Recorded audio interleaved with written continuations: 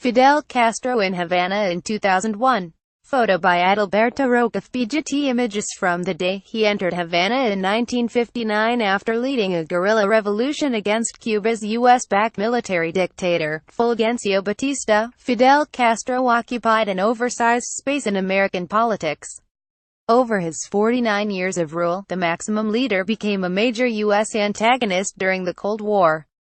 His regime spawned a wave of refugees that reshaped U.S. demographics. And his country remained, improbably, one of the world's last bastions of straight-up communism. So Castro's death Friday night wasn't just the passing of one of the world's most controversial and hated leaders but the end of an era. Yet for all the hullabaloo, most signs indicate that Fidel's death won't have a huge practical effect in Cuba.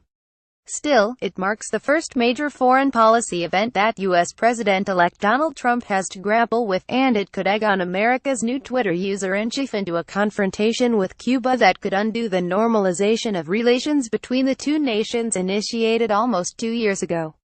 Fidel has not actually been in charge of Cuba for a decade. After 5 years of visibly failing health, he temporarily turned over power to Raúl Castro, his younger brother and the Cuban Minister of Defense, in 2006, then made the transfer permanent in 2008. During the years between his retirement and death, Fidel Castro retained considerable influence in Cuban affairs of state, said Brian Lawtell, a Florida International University professor who initially tracked the Castros for the CIA and has since written in a number of books on them. He adds that Raúl reportedly regularly consulted with his brother over the past 10 years. Yet Raúl always had a distinct personality. He's reputedly more pragmatic and managerial, less intransigently ideological and bombastic, than his brother. Especially over the last 5 years, he's slowly ramped up a series of reforms that opened the tightly controlled Cuban economy to limited free enterprise, allowed more public debate and access to travel and communications technology, and attempted to address corruption, blood, and graying in the state apparatus, all allegedly over the grumbling of his stridently anti-reform brother.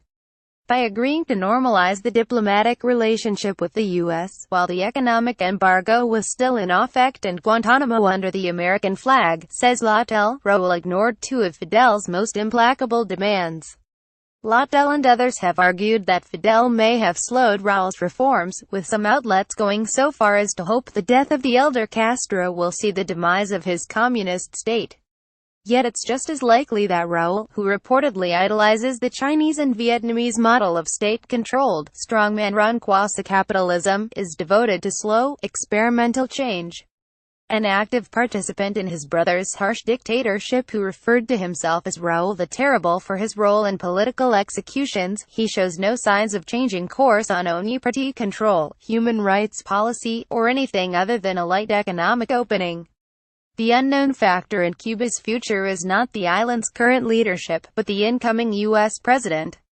Though his company's executives reportedly did business with Cuba during the embargo in 1998, and though his stance on Cuba was murky during the in-republic primaries, during the general election campaign Trump took a hard line on Cuba, promising to reverse Barack Obama's executive actions that pushed the countries more toward normal relations unless the Castro government became more open on political and human rights issues.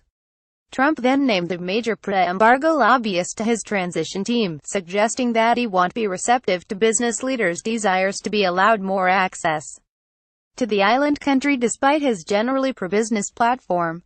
Confronted again with Cuban affairs by Fidel's death, Trump reiterated his general stance on Twitter on Monday, after aides and allies made even clearer and stronger statements along the same lines over the weekend.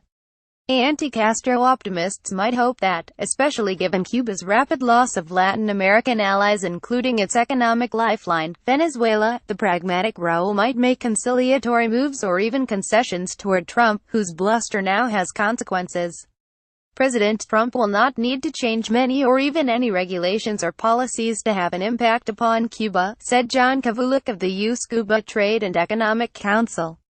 Banks, companies, and governments will fear the potential for a renewal of restrictions, and then it becomes economic reality.